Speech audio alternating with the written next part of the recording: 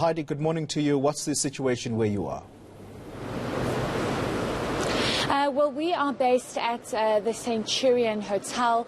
Yesterday, when we saw about 70 guests being evacuated by a military chopper that was brought in. And if I'm just going to move out of shot and ask my cameraman Teddy to just show you the devastation that's left over after that massive flood that we saw.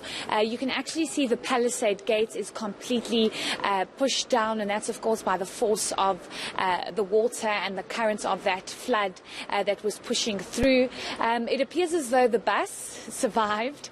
That bus was completely submerged. It was submerged up to the windows, and that bus is still standing. There are a few vehicles that are left over. I'm not sure if you can see the Audi, but that Audi, the boot was actually opened, and apparently it's because of the force of the water that actually went into the Audi that eventually it forced the boot to open. That Audi is still standing, as well as those two VW Polos, and you can basically see at the back far end where the lake starts, right at the end, those palisade fences are completely pushed back.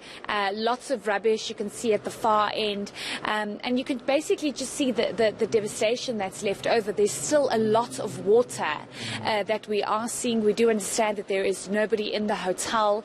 Of course, everybody was evacuated.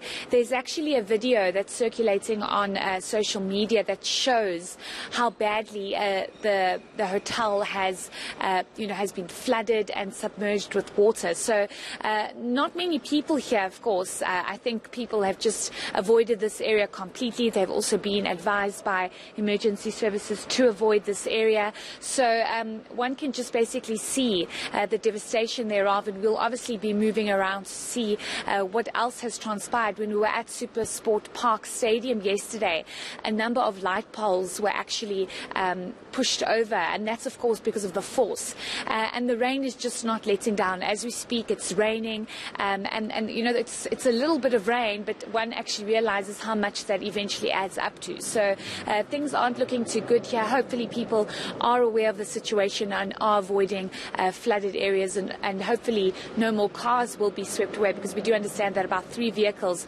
were swept away yesterday due to the floods that Centurion was experiencing. Oh, Heidi, the devastation there, counting the cost of that flooding is going to be something that I'm sure we're going to talk about in the next few days.